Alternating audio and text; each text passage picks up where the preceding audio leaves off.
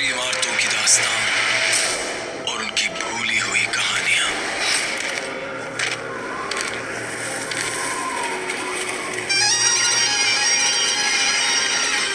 एकांत, इतिहास की खोज।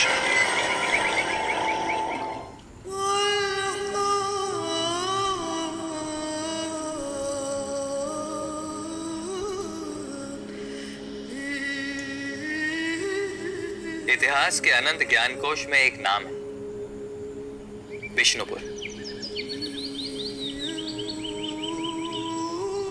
जिसका राजवंश तब से चला आ रहा है जब दिल्ली में हिंदू शासक हुआ करते थे, बल्कि तब से जब भारतवर्ष में मुसलमानों का नाम तक नहीं सुना गया था।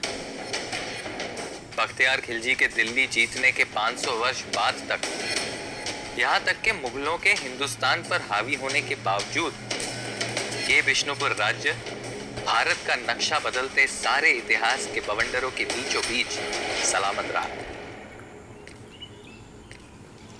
लेकिन इतिहास भी पीछा छोड़ने वालों में से थोड़ी ना है। जब उसने बदलाव चुना तब परिवर्तन हुआ, जब आशीर्वाद दिया तो समृद्धि आई, और फिर जब कभी समाप्ति चाहिए तो एकांत तो छाना ही था ना।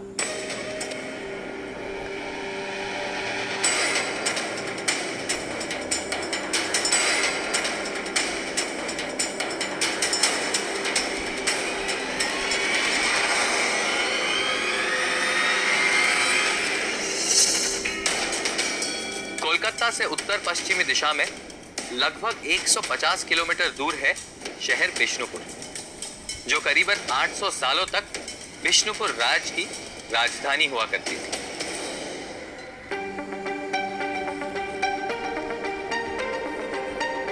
आज के हलचल भरे विष्णुपुर शहर में दिखाई देती है परछाइयां उस विष्णुपुर राज्य की। दादा, किला चलेंगे?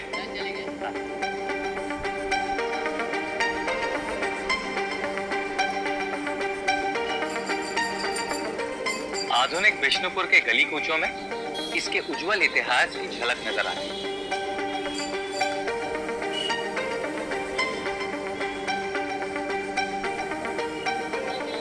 इस कंक्रीट के जंगल में छिपे हैं टेराकोटा से बने कई मंदिर और कुछ इमारतें।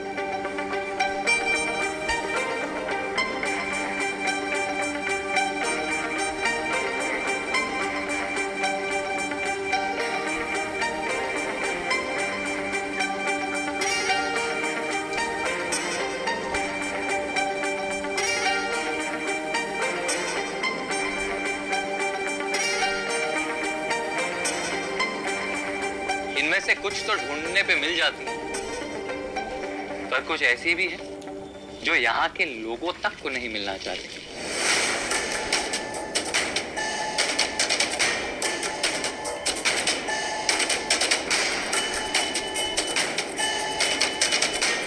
विष्णुपुर एक संपन्न, समृद्ध, सुरक्षित और हर मायने से आदर्श राज्य हुआ करता था, लेकिन उसकी उस महिमा और प्रतिष्ठा के आज सिर्फ कुछ अंश देखने को मिलते हैं।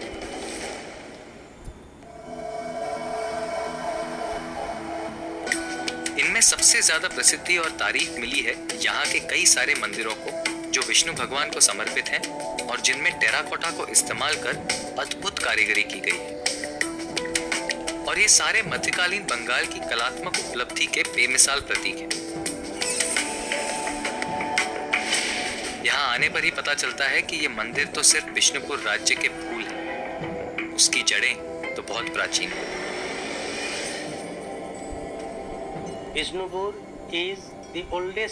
विष्णुपुर बंगाल के दक्षिण पूर्वी हिस्से में स्थित एक बहुत प्राचीन जगह है।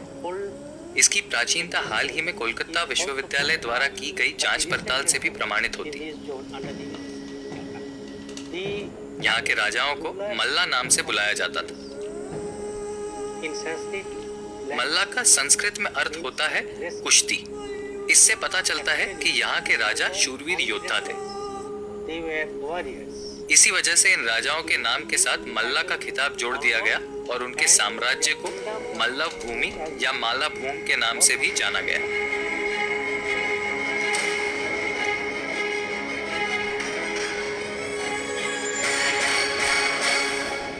বিষ্ণুপুর হস্তশিল্পের একটা বিশিষ্ট জায়গা। হ্যাঁ, এবং যেমন টেরাকোটাগুলো হচ্ছে, বিভিন্ন শিল্প আছে। जगहों की स्मृति अक्सर लिखित इतिहास से पुरानी होती है। राजवंशों और यहाँ तक के इतिहास की शुरुआत भी उसे याद होती है। मल्लाभूम के पहले मल्ला यानी कि राजा का नाम था आदि मल्ला।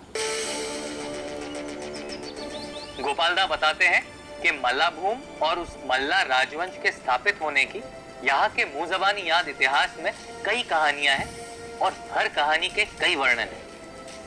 राजा रानी एक पौराणिक कथा के अनुसार एक बार जयनगर के राजा तीर्थ यात्रा के लिए पुरी जा रहे थे।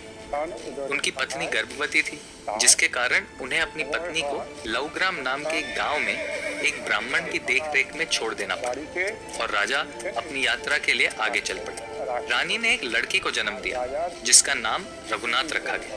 जब रघुनाथ 7 साल का हुआ तो उस ब्राह्मण ने उसे एक चरवाहे की नौकरी दे दी। एक दिन रघुनाथ थक कर एक पेड़ के नीचे सो रहा था, तब उस ब्राह्मण ने देखा कि 2 शेषनाग रघुनाथ के चेहरे पर अपने फन से छांव दे रहे थे। ये देखकर ब्राह्मण तुरंत समझ गया कि ये कोई सामान्य लड़का नहीं है। कुछ समय बाद इस बालक ने उस राज्य के राजा को अपनी विशेषताओं से प्रभावित कर दिया और राजा ने रघुनाथ को उस राज्य का राजा बना दिया और ये राजा प्रख्यात हुए आदिमाला के नाम से, जो विष्णुपुर के पहले राजा माने जाते हैं। Pradyumnapur became the capital. आदिमल्ला के राज्य की पहली राजधानी रही प्रद्युम्नपुर। फिर पास की जगह जयपुर राजधानी बनी, जिसके बाद माना जाता है कि 10वीं शताब्दी में आदिमल्ला के वंशज जगत मल्ला ने राजधानी जयपुर से हटाकर विष्णुपुर बनाई। From Jaipur to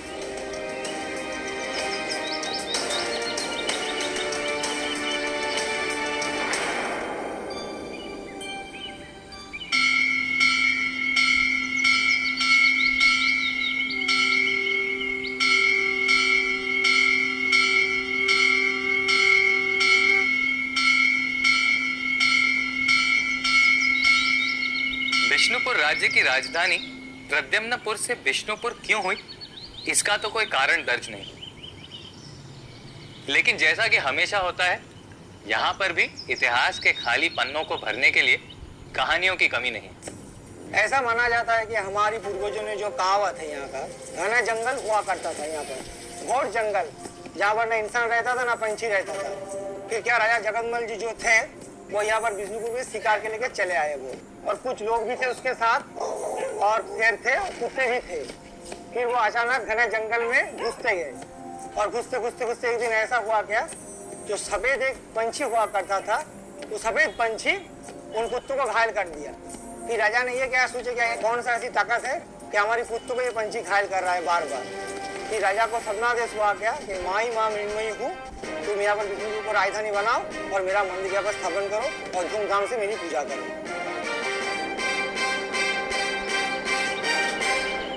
विष्णुपुर को अपनी राजधानी घोषित करने के बाद राजा जगत मल्ला ने यहाँ सबसे पहले माता मृण्मयी की प्रतिमा स्थापित की, और वही 1000 साल पुरानी प्रतिमा आज भी इस मंदिर में पूजी जाती है।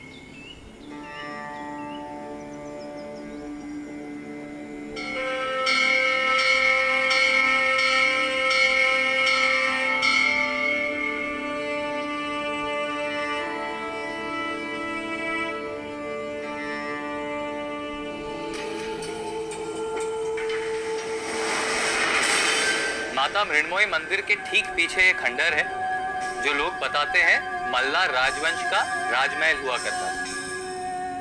तब इसे हवा महल बुलाया जाता है।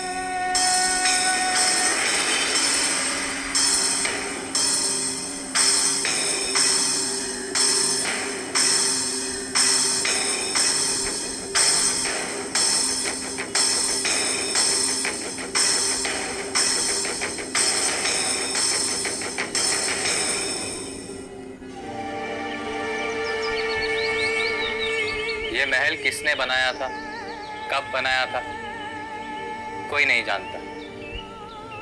ये कैसा दिखता था वो भी किसी को नहीं पता। ना तो कोई फोटो है, ना कोई चित्र। काश ये ईंट की दीवारें बोल सकती। कहानी अपनी भी और बिष्णुपुर की भी।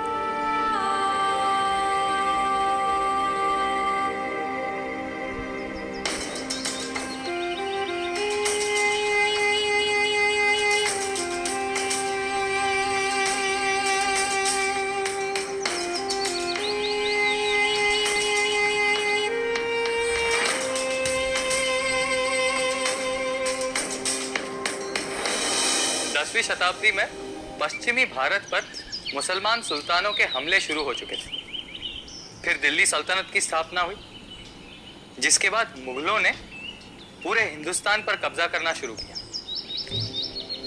लेकिन इन सब के होते हुए भी अनुमान लगाया जाता है कि करीबन 500 वर्ष तक बिष्णुपुर सलामत रहा। इसकी एक वजह यह बताई जाती है कि बिष्णुपुर के एक तरफ तेज बहाव की दामोदर नदी है जिसने इसे बचाए रखा, और दूसरी तरफ साल के घने जंगल, जिस वजह से इस हमलों के दौरान भी वो स्वतंत्र रह सका। There is a controversy. Bishnupur के वो कौन पहले राजा थे जिन्होंने मुगल साम्राज्य के सामने समर्पण किया, इस बात को लेकर कई सारे विवाद हैं। Some say कई लोगों का ये मानना है कि धारी मल्ला वो पहले राजा थे जिनसे मुगल साम्राज्य को कर चुकाने की पद्धति शुरू हुई।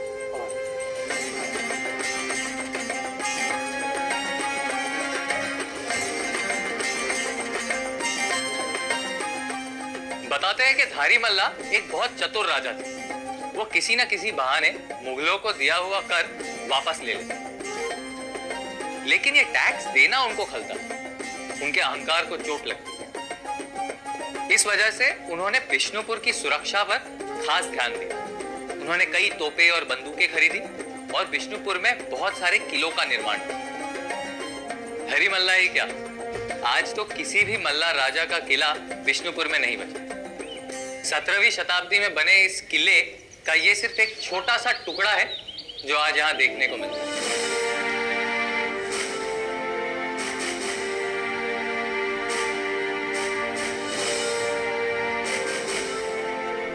बिष्णुपुर राज्य अपनी कलात्मक उपलब्धियों के लिए प्रसिद्ध है, लेकिन इस बचे हुए किले के एक दरवाजे से भी पता चलता है कि उनकी सुरक्षा योजना भी कमाल की रही है। यहाँ इस दीवार के दूसरी तरफ कुछ भी नहीं है, खाली जगह है। यहाँ सैनिक तैनात होते थे ताकि वो इन छेदों में से गोलियां मार सके अगर कोई आक्रमण करे।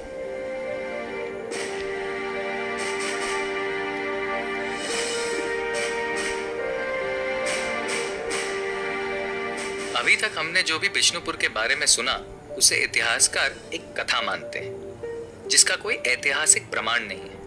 तो उनके मुताबिक बिष्णुपुर का इतिहास कहां से शुरू होता है? Birambir is called the real founder of the बीर हम्बीर को माला साम्राज्य का असली संस्थापक माना जाता है क्योंकि उनका सेना और प्रशासन के विकास में बहुत महत्वपूर्ण योगदान रहा। उन्होंने बिष्णुपुर राज्य की सीमाएं भी बढ़ाई और कई सारी इमारतों का भी निर्माण किया। implemented some projects. Birambir ये माना जाता है कि बीर हम्बीर ने रास मंच बनवाया constructed last जिसकी संरचना बहुत ही अनोखी है और ऐसी रचना आपको पूरे बंगाल में नहीं मिलेगी। nowhere found in Bengal.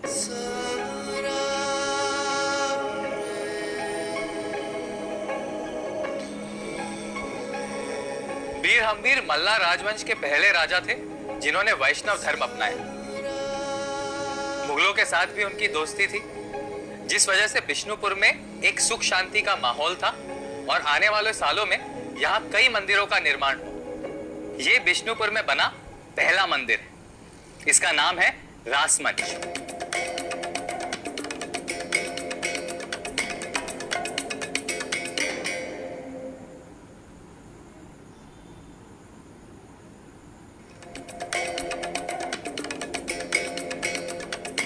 इस रास मंच को अमूमन मंदिर बुलाया जाता है, लेकिन असल में ये एक पवेलियन जैसा था।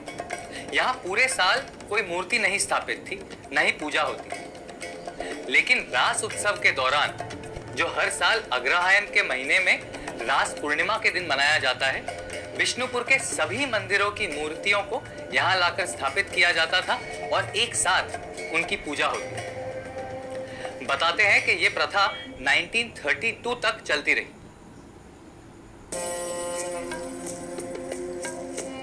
This रासमंच रासमंच एक और कारण से भी प्रसिद्ध है। माना जाता है वीर हम्बीर यहाँ रास नृत्य किया करते थे। वो अपने दरबारियों के साथ कृष्ण भगवान पर आधारित नाटकों में शामिल होते थे और यहाँ उनका प्रदर्शन हुआ करता था। with his courtiers in this रासमंच।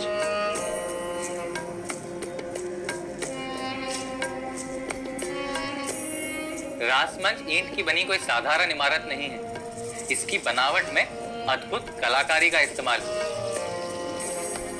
ये ईंटों में अच्छी शिल्पकारी के साथ साथ इस पिलर को बनाने में अलग अलग आकार और माप के ईंटों का इस्तेमाल किया गया। गजब की बनावट है।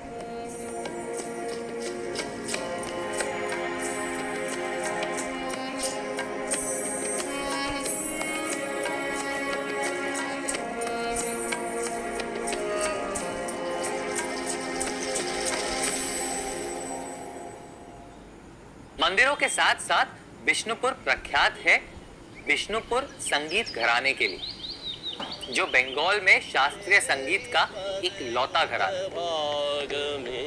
जय प्रबल वेगवती, जय प्रबल वेगवती, वेगवती जय प्रबल वेगवती, जय प्रबल वेगवती।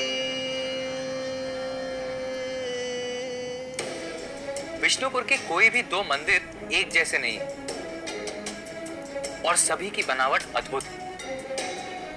इसकी शिल्पकारी इस तरह से इस प्रांत में और बंगाल में प्रचलित हुई कि इस तरह की शिल्पकारी को बंगाली आर्किटेक्चर बुलाया गया।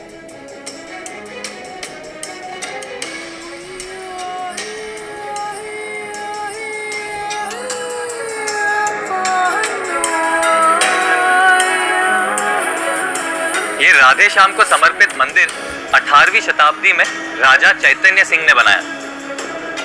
बाकी मंदिरों की तरह इसकी भी वास्तुकला और शैली तो बेहतरीन है ही, पर साथ ही ये दिलचस्प इसलिए है क्योंकि ये आज भी एक जीवित मंदिर है।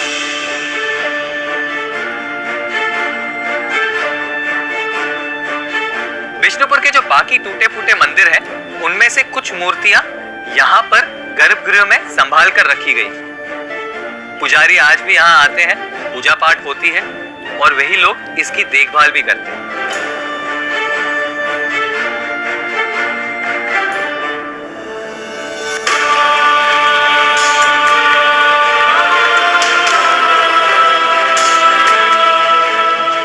ये मंदिर बना 1758 में, जिसका मतलब है कि मल्ला राजवंश को यहाँ राज करते हुए 1000 साल से भी ज्यादा हो चुके थे। विष्णुपुर एक तरह से पूर्वी भारत की सांस्कृतिक राजधानी बन चुका था। ताकतवर मुगल शासक भी यहाँ के राजवंश के सहयोगी थे, बल्कि दोस्त थे। तो फिर ऐसा क्या हुआ होगा अचानक कि विष्णुपुर राज्य इस तरह से समाप्त हो गया है कि उस समय का यहाँ इन मंदिरों के अलावा और कुछ भी नहीं बचा? क्यों यहाँ पर इस तरह से एकांत छाया हुआ?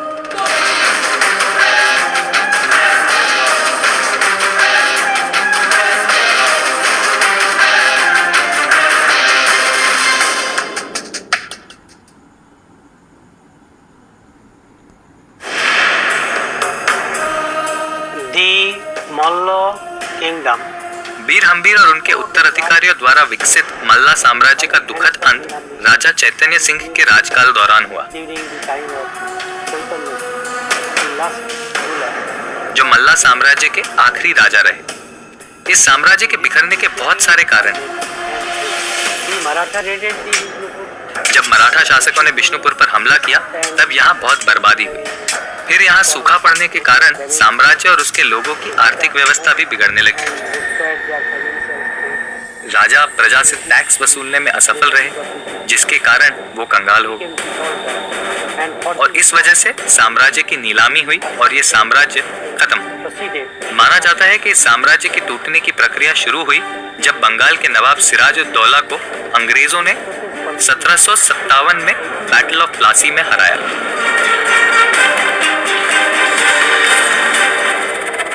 हर तरफ से आफत आई हुई है। एक तरफ से मराठा आक्रमण कर रहे थे तो दूसरी तरफ मुगलों की ताकत कमजोर हो रही थी और ईस्ट इंडिया कंपनी इस प्रांत पे हावी हो रही थी। इस सब के बीच बिष्णुपुर राज्य मानो पिस सा गया।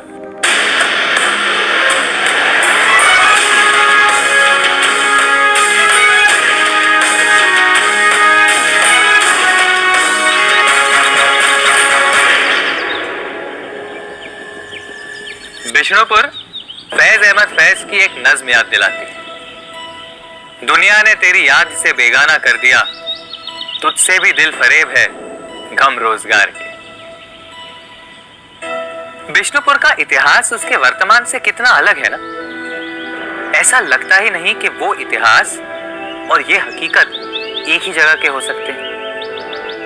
यहाँ के लोगों को आशा है, उम्मीद है कि उनका भविष्य भी उज्जवल हो और मेरी भी यही प्रार्थना।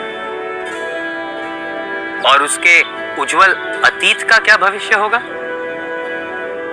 इस सवाल का जवाब तो किसी और युग का इतिहास ही दे सकेगा।